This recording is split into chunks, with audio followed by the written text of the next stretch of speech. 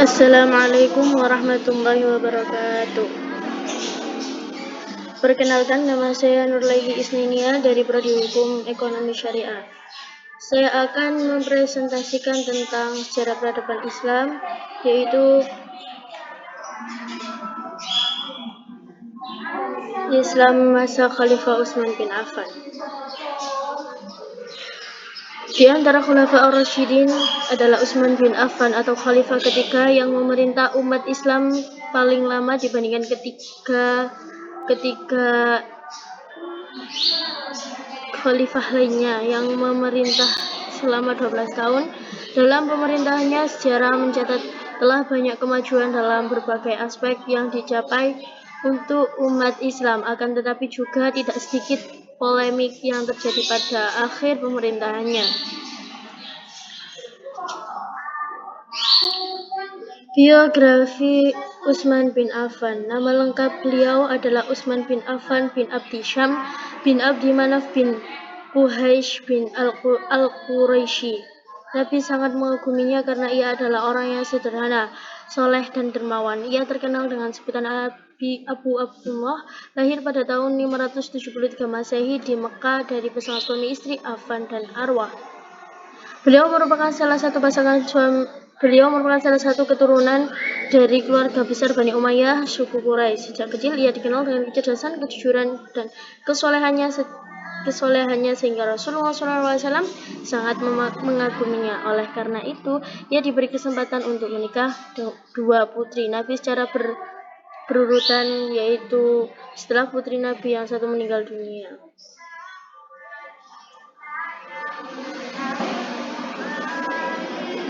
Selama pemerintahan Abu Bakar dan Umar bin Khattab, Utsman menjadi pejabat yang amat dipercaya, yaitu sebagai anggota Dewan Inti yang selalu diminta pendapatnya tentang masalah-masalah kenegaraan. Misalnya masalah pengangkatan Umar sebagai pengganti Abu Bakar.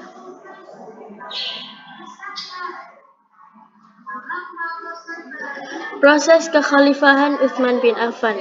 Pada zaman Khalifah Umar bin Khattab, tepatnya ketika beliau sakit, dibentuklah Dewan Permusyawaratan yang terdiri dari Ali bin Abi Thalib, Utsman bin Affan, Sa'ad bin Abi Waqqas, Talha bin Ubaidillah, Zubair bin Awam, dan Abdurrahman bin Auf. Salah seorang putra Umar, Abdullah, ditambahkan pada komisi di atas, tetapi hanya punya hak pilih dan tidak berhak dipilih. Dewan tersebut dikenal dengan sebutan Ahlul Halil wal Aqdi, dengan tugas pokok menentukan siapa yang layak menjadi penerus Khalifah Umar bin Khattab. Dan dalam pemerintahan umat Islam, suksesi pemilihan khalifah ini dimaksud dengan menyatukan kembali kesatuan umat Islam. Pada saat itu menunjukkan adanya indikasi disintegrasi.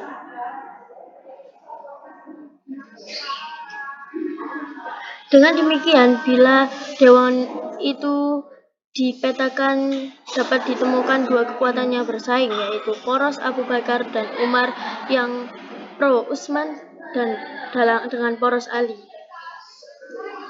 Kini, penganut Syiah berpendapat bahwa terbentuknya Dewan Permusyawaratan ada 6 anggota tersebut merupakan taktik politik pro Utsman yang ingin agar Utsman menjadi khalifah.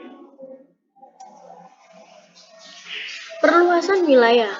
Setelah Khalifah Umar bin Khattab berpulang ke rahmatullah, terdapat daerah yang membelot terhadap pemerintahan Islam. Pembelotan tersebut ditimbulkan oleh pendukung-pendukung pemerintah yang lama, atau dengan perkataan lain, pamong praja dari pemerintahan.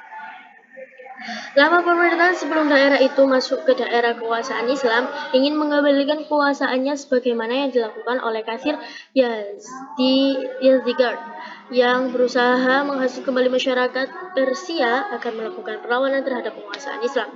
Akan tetapi dengan kuatannya, pemerintahan Islam berhasil memusnahkan gerakan pemberontakan sekaligus melanjutkan perluasan ke luar negeri Persia lainnya, sehingga beberapa kota tersebut atau kota besar seperti Hisraf, Kabul, Ghazna, Balkh, dan Turkistan jatuh menjadi wilayah kekuasaan Islam.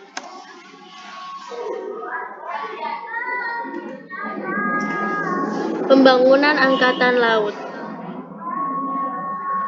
Pembangunan Angkatan Laut bermula dari adanya rencana Khalifah Utsman untuk mengirim pasukan ke Afrika, Mesir, Siprus, dan Konstantinopel, Cyprus. Untuk sampai ke daerah tersebut harus melalui lautan. Oleh karena itu, atas dasar usul gubernur di daerah, Utsman pun menyetujui pembentukan armada laut yang dilengkapi dengan personil dan sarana yang memadai. Pendewanan Mushaf Utsmani, penyebaran Islam bertambah luas dari para qari pun tersebar di berbagai daerah, sehingga perbedaan bacaan pun terjadi yang diakibatkan berbedanya qari'at dari qari yang sampai pada mereka. Sebagian orang muslim merasa puas karena perbedaan tersebut disandarkan pada Rasulullah SAW. Tapi keadaan demikian bukan berarti tidak menimbulkan keraguan pada generasi berikutnya yang tidak secara langsung bertemu Rasulullah. Konflik dan kemelut politik Islam.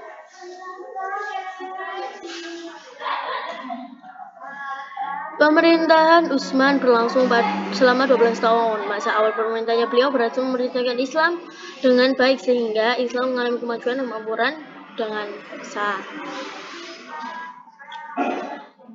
Namun, paruh berakhir masa khalifahnya muncul perasaan tidak puas dan kecewa umat Islam terhadapnya. Khalifah Utsman adalah pemimpin yang sangat sederhana, berhati lembut, dan sangat soleh, sehingga pemimpinan beliau dimanfaatkan oleh sanak saudaranya dari keluarga besar Bani Umayyah untuk menjadi pemimpin di daerah-daerah. Oleh karena itu, orang-orang menuduh Khalifah Utsman melakukan nepotisme dengan mengatakan bahwa beliau menguntungkan sanak saudaranya Bani Umayyah dengan jabatan tinggi dan kekayaannya.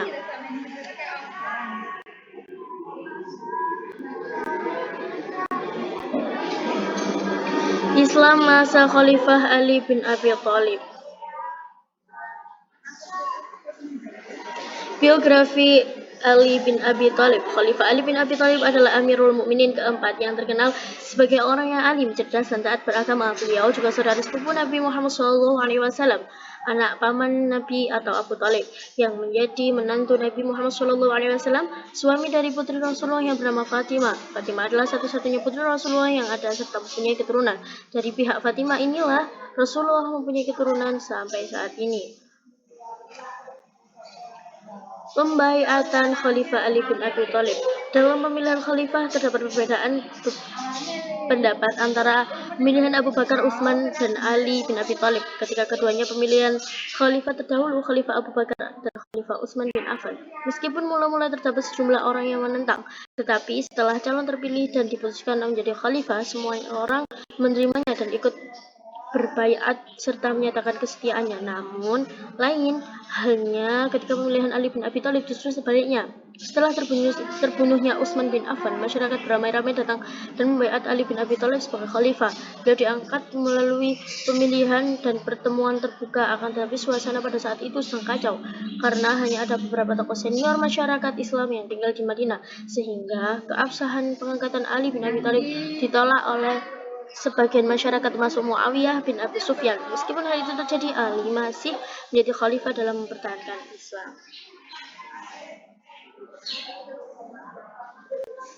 Permasalahan masa Ali bin Abi Thalib. Tidak berfungsinya kekhalifahan pada masa Ali bin Abi Thalib. Pertama disebutkan karena terbunuhnya terhadap Khalifah Utsman masih misterius, tidak diketahui siapa pembunuhnya. Karena itu ada dugaan bahwa yang membunuh adalah kelompok Ali. Keadaan ini oleh sebagian kelompok dipolitisir untuk mempertajam pertentangan kesuksesan antara Bani Hashim atau Ali dengan Bani Umayyah Utsman. Kedua, itu pemerintah khususnya dari kalangan gubernur Syria tidak mengenankan Ali tampil sebagai khalifah. Sebab Ali yang alim dan zuhud itu sudah barang tentu tidak suka melihat gubernurnya yang berorientasi pada kemewahan dunia. Dengan kata lain, munculnya Ali sebagai khalifah akan merugikan kelompok elite Islam yang cinta pada kedudukan dan kekuasaan, sehingga rakyat memimpinkan kualitas kepemimpinan setar pada zaman khalifah sebelumnya. Berdasarkan skenario inilah muncul konsep pemboikotan dan penolakan terhadap Ali sebagai khalifah. Kebijaksanaan politik Ali bin Abi Thalib menurut Tabani yang dikutip oleh Syalabi, setelah Ali dibayat menjadi khalifah, ia mengeluarkan 2 kebijaksanaan politik yang sangat radikal, yaitu 1. Memecat kepala daerah angkatan Utsman yang menggantikan dengan gubernur baru. 2. Mengambil kembali tanah yang dibagi-bagikan Utsman kepada famili-familinya dan kaum kerabatnya tanpa jalan yang sah. Perang Jamal. Perang Jamal yaitu pertempuran tersebut dipimpin oleh Aisyah, Thalha, dan Zubair.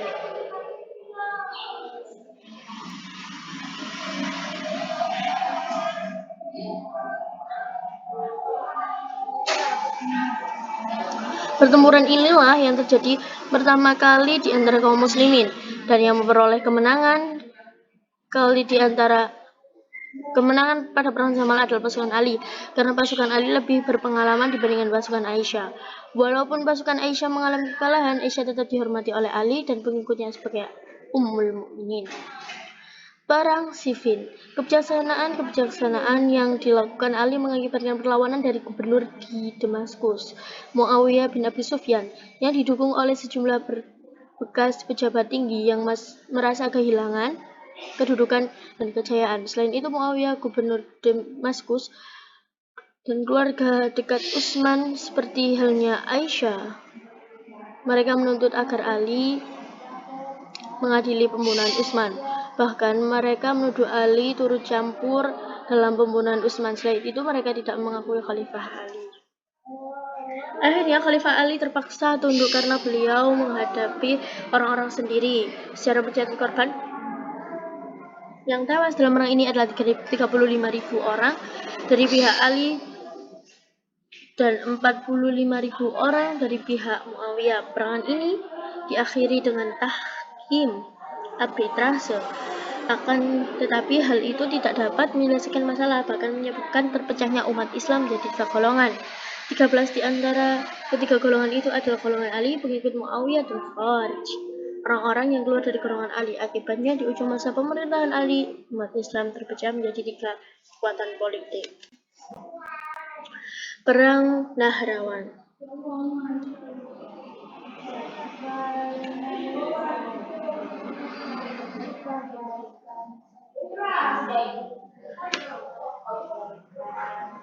Setelah terjadi tahkim, sebagian tentara Ali tidak terima dengan sikap khalifah yang menerima arbitrase. Karena itu telah mereka keluar dari pihak Ali, yang selanjutnya dikenal nama Khawarij. Pecahlah perang Nahrawan, korban berjatuhan dari pihak Ali karena keberanian kelompok Khawarij yang kalah terkenal. Walaupun demikian, kemenangan berada di pihak Ali. Sang tokoh atau muka Khawarij, Mus'ar al-Tamimi, Abdullah ibn Wahab, tewas dalam peperangan ini. Pengangkatan Hasan bin Ali dan al-Jamaah. Kepemimpinan Ali bin Abi Thalib tidak pernah mengalami keadaan stabil. Tak ubahnya, beliau sebagai seorang yang menambal kain usang, jangankan menjadi baik, justru sebaliknya bertambah sobek dan rusak. Pada saat Ali bin Abi Thalib bersiap-siap hendak mengirim bala tentaranya sekali lagi untuk memerangi Muawiyah, muncullah suatu komplotan untuk mengakhiri hidup Ali bin Abi Thalib, yaitu Muawiyah bin Abi Sufyan dan Amr bin al-As, yang dianggapnya penipu pada peristiwa tahkim arbitrase. Mereka adalah golongan Khawarij yang mengutus Abdurrahman bin Muljam ke Kufah untuk membunuh Khalifah Ali, Barak bin Abdullah untuk membunuh Muawiyah di Syam, dan Amr bin Bakhr al-Tamimi untuk membunuh Amr bin al-Ash di Mesir. Akan tapi dari ketiga pembunuhan itulah hanyalah Ibnu Muljam yang berhasil menjalankan misinya, yaitu membunuh Khalifah Ali pada tanggal 20 Ramadan 40 Hijriah atau 660 Masehi. Kemudian Ibnu Muljam berhasil ditangkap dan akhirnya dibunuh juga. Sekian presentasi dari saya, kurang lebihnya saya mohon maaf. Wassalamualaikum warahmatullahi wabarakatuh.